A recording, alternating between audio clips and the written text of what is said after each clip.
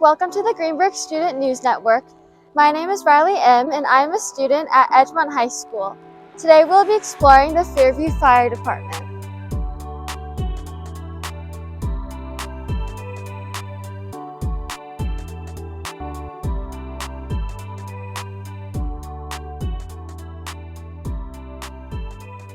I'm Blake Feinstein with Greenburgh Student News Network, and today we're at the Fairview Fire Department interviewing Deputy Chief Primerano. So, since this is a student news network, we like to, bring a student angle to things sometimes. So, what do you think is one fire tip? In general, that people should know, but also specifically for teens or high schoolers that people sometimes ignore. You try to think about what's the one thing you want them to, and we don't play with fire, right? That you hear that over and over again. But something I would like anyone to know, but especially younger adults and kids, is how to get out of your house or your apartment when the lights are on and you can see. I would challenge them to have a friend, a parent, somebody blindfold them and see if they can get out without being able to see the door they always go through, the stairs they always go down, the hallway they go down, and which door they're supposed to go out. And the reason I say that is because the scariest time for anyone when their house is on fire is if it's at night and there's smoke and you can't see and you're trying to stay low but the smoke is still there. That's one thing I've told kids on a few of my school visits, is try it when you can't see, try it when it's blindfolded, because it's going to be smoky if your house is on fire. Sure, yeah. I think that's definitely a tip that a lot of people probably don't think about, but something that we should be thinking about. So outside of just fires, what other jobs? I'm sure you guys, you mentioned appliances and a lot of different things that firefighters get called for, but what in general do you do outside of, or do firefighters do outside of fires? So there's so many things. So we're all trained emergency medical technicians. We respond on any medical call within our district, along with Greenburgh Police and EMS to assist them. So there's that. We talked about appliances. We do building inspections, fire safety inspections, and they have to be done every year or every 2 years. And there are hundreds of businesses in our district that we have to try to get to, and it's split up amongst the 4 groups. Motor vehicle accidents, people who drop stuff down storm drains, right? Cell phone, keys, we do that. Or for active shooters in schools or businesses, we were training closely with Greenburgh Police. So, forbid anything like that should happen, we had a training, we would respond on that as well, to be able to go in and help get kids. I could go on and on the list of things that we could do, but there are several.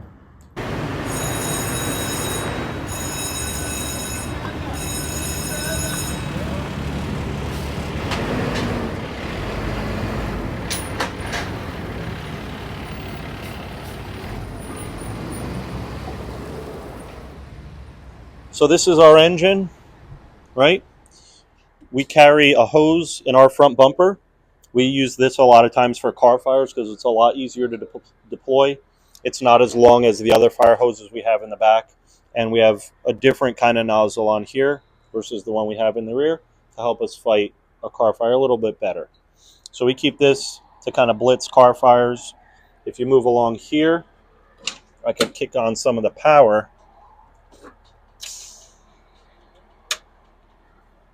So this is our driver compartment. So this is where our driver operator and pump operator sits, and we'll navigate the truck. And obviously, unlike a regular car, there are a lot more buttons, switches, levers that help control this engine. Moving on from here, we have another passenger compartment where the firefighters will sit in the back here. It's a little tight. And back here we have our packs that have tanks of air on them to help us go through. Okay. I'm trying to work here. And these are our air packs that we use to go into a fire, so we could breathe clean air rather than, that smoky air. Okay, you can't be here. You can't be here. This is not going to work. I got you. All right. So next part of our fire apparatus is our pump panel. So whoever drives is actually in charge of this pump panel. This is where all of our hoses come out. These are all of our levers for everything that's going on. Bigger areas is larger hoses. So these are usually our supply hoses. So we'll have them on this side and on the other side. And that's where we get waters from either the hydrant or another fire apparatus to make our life a lot easier to get enough water in here so we can put water out. You'll see there's hoses here. We got them off the back. And even up top there is what's called a deck gun. And those are all used for larger fires. If there was a crossroads was on fire, larger warehouses, strip malls, those would be used for them. These smaller hoses are going to be more for your apartment fires and for your single family houses. So that's here. In this compartment is where we keep our gear if you're the driver, but it has all different connections. So as we said before, we go to a lot of different places, and funny as it sounds, not everybody has the same type of hose. So all the connections that we have here and here are all different. There is 3 different types. The city of Yonkers has one. There's one called New York Corp, and there's one called National Standard. We here have what's called National Standard. Some of the people that are just south of us have New York Corp, so we have to be aware of that and making sure that our hoses still to connect to theirs. So these here are extrication tools. So in a few minutes we'll show you the cards that we have cut up, but these are the tools here that everybody refers to as the jaws of life. They're, this one right here is actually the jaws. It's basically a can opener, it spreads open. The one behind it is a cutter. So it's like scissors. It will cut through metal and does all the work we need to do to get into a car if it's damaged.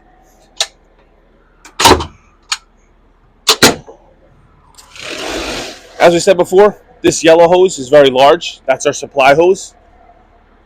This hose here, it's a 2.5-inch hose. The yellow hose is 4-inch. We use this to supply from hydrants as a secondary means, but it also will go into sprinklers and to standpipes in larger buildings.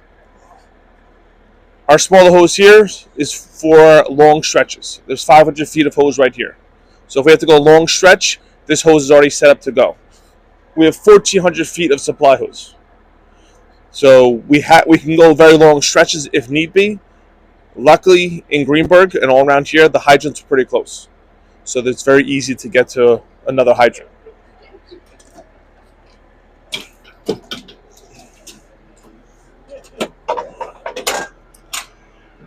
So Greenburgh and Fairview is very unique as we don't have members that are assigned to apparatus to get every job accomplished. If you go to bigger cities, they have more people on different apparatus. So here, all of our members are trained in everything. So they're trained in engine company operations as well as truck company operations. So we have our saws. Saws can come on the engine, so if we need to cut open a roof, we can. If we need to cut open a lock, if we need to cut down a door, we can. We are trained in all different aspects of firefighting so that we can accomplish anything we need to.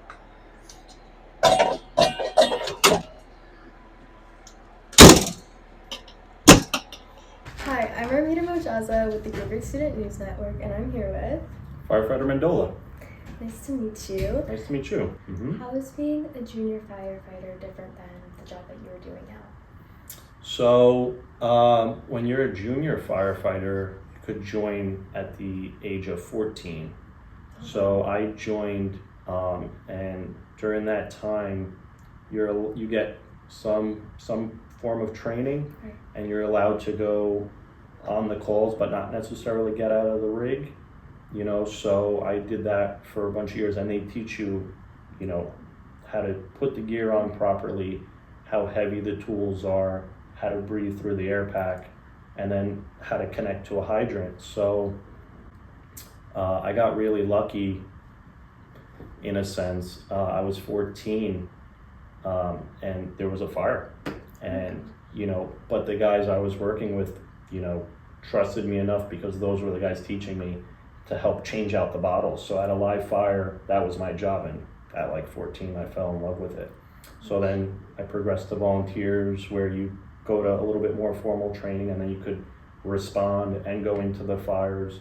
And then naturally, for me, it developed into a lifelong dream and career to be able to do it professionally every day. Yeah. 14 is so young. Like, Mhm. a lot of people don't know what they're going to be doing for the rest of their lives. Like, what made you kind of like inspired to do firefighting? So it's funny, because I was a Boy Scout prior, and I became an Eagle Scout, and the meetings were held here in the building in the basement. The troop leader just happened to be a firefighter here, and we would be here working on Boy Scout things and hear the bell go off and hear where they're going real time.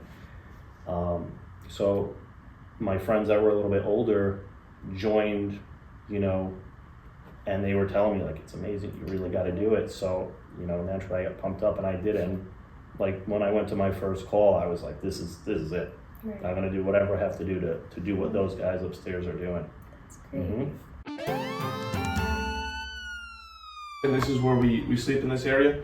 Everybody will sleep up here. We have one person that will sleep downstairs. And for us, it's a small area where we sleep. So these are our beds. So we do kind of sleep a little close to each other, as you can see. On those nights that we're very tired, the guy next to you might be snoring. It's a little tough sometimes, but we all get to sleep as best we can. If there is an alarm, this light here and the light above there will actually turn red. So all the lights are off, they'll turn red, they light up. It wakes us up a little bit. It's kind of like a bell, so you'll hear like the bell, the lights come on, and you'll, kind of jolts you, right, if you imagine, and then all of a sudden you hear talking, and it's the dispatch telling you what the emergency is, where the emergency is, and what trucks are actually going to go to that emergency, so, yeah, we're right next to one another, so, Real like close. very close, like people describe a big slumber party. But this room in particular, it has it's multifaceted. So naturally we sleep here, but also we do our training here. We pull up past fires that we've had, high profile buildings like I was describing earlier that present challenges, for us, that we'll just review and kind of come up with a plan together how we're going to attack this in different scenarios and different situations. So it's kind of like a briefing room, and It's an all-in-one room. all in one. And then also going back, if we do have the alarms at night, sometimes, it's a rougher night. You'll get someone tap you.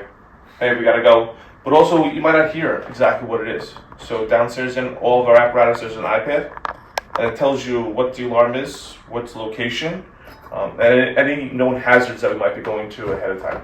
So we can always there's redundancies that you'll see as we go to make sure we always know where we're going. But this is where we sleep, this is where it gets comfy, and we do the best we can. Yeah. We set everything up at night. Yeah. So nothing will be set now. We do everything at night. That's our routine. Our daily procedures is getting the beds done at nighttime. Yeah. Any other questions? How many days a week would you be taking that 24-hour shift, or be sleeping here? 2. It's usually 2, but it can be more if you pick up overtime or swap with another member. But at minimum, it's 2 nights. We're here for 2 24-hour clips, away from our home, in this home. Our schedule is we work 24 hours. We are off for 48, which is 2 days. We work a 24-hour shift. Then we're off for 96, which is 4 days. So that's how it works. It roughly will be 8 to 9 shifts a month. But it's still, if you do the hours, it's still if you worked a 9 to 5 job, the amount of hours you do there is the same thing that we do here. It's all the same amount of hours, we just do them lumped together. How do volunteer fire departments work, and how do they compare with paid ones? So there's a different dynamic when it comes to the volunteer fire service. Here it's a little bit different because it is a combination. So there's a full career staff that's supplemented by volunteer staff. But generally most volunteer fire companies are solely volunteer. And how they differ is, for me, this is my job, right?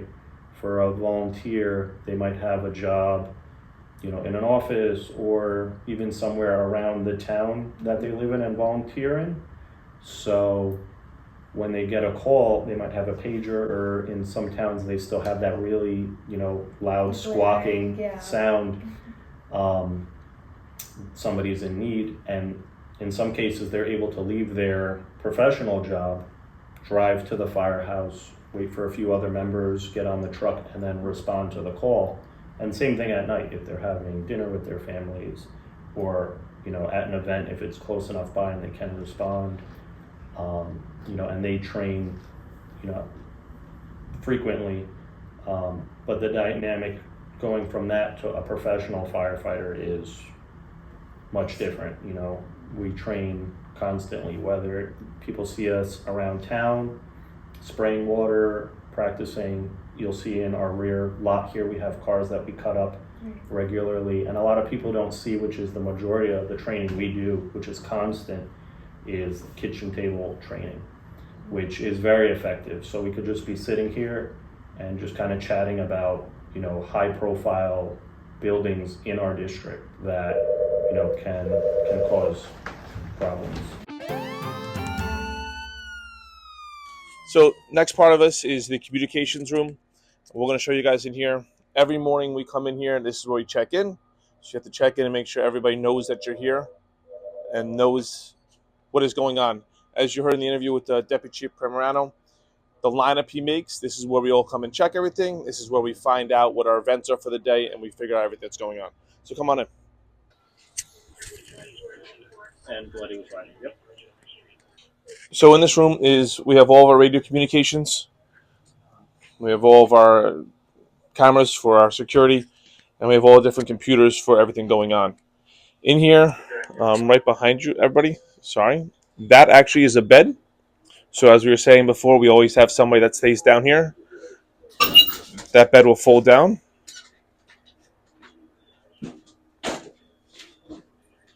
So like our quarters upstairs, it's always a very tight sleeping arrangement. In this room, it's a little bit more difficult because we have a lot of the computers and a lot of things that kind of can't be shut off. That'll add a lot of distraction to just getting a regular night's sleep.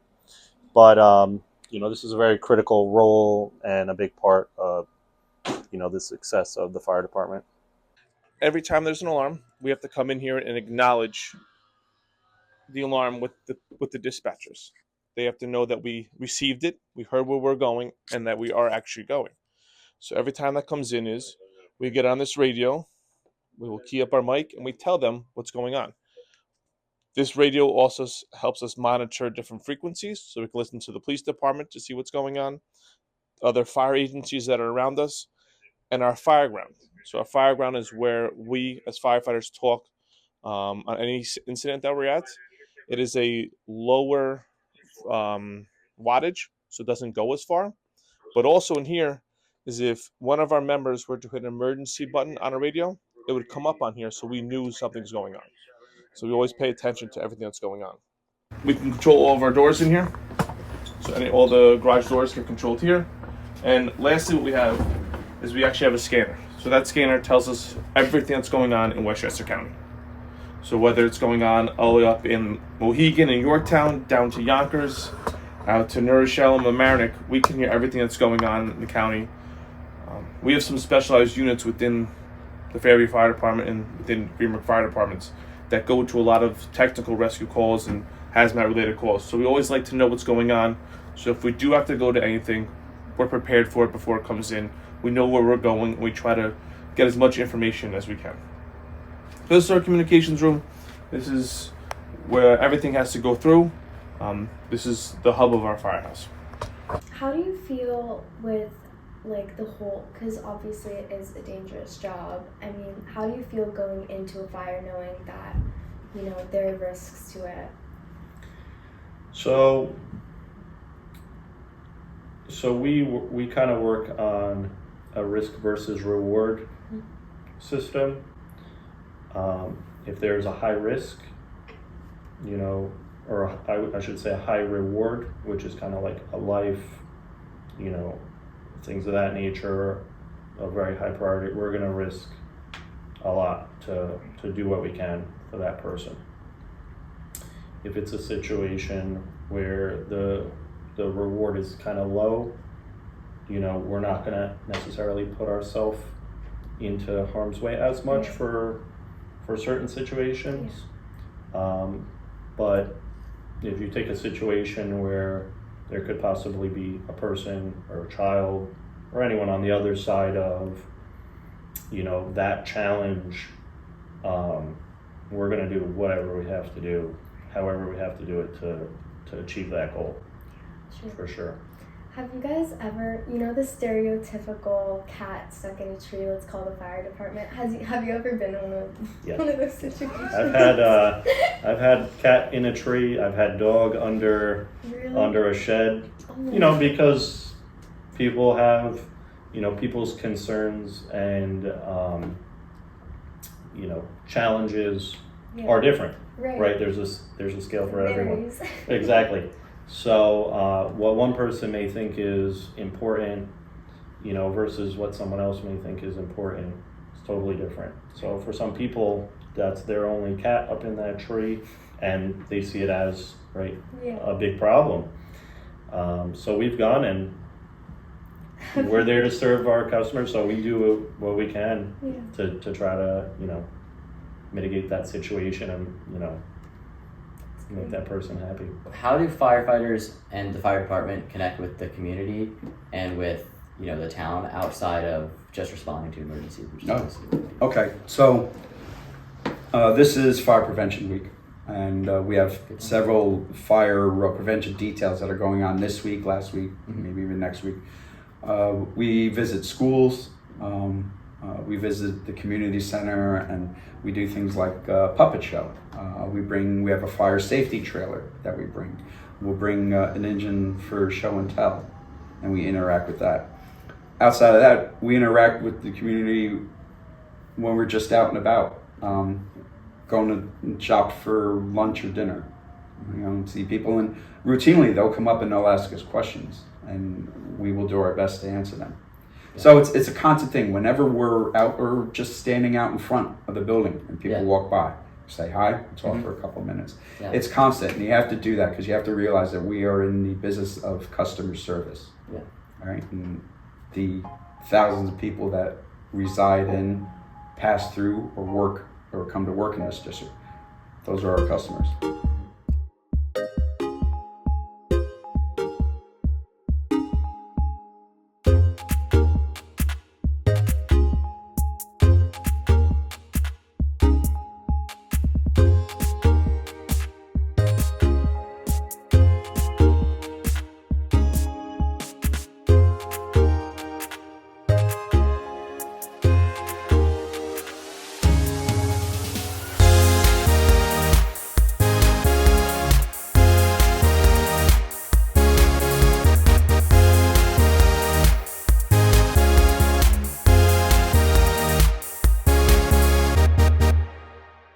That's the heart and soul of this place right there. You gotta get it. You gotta get him. A still shot of him like right there.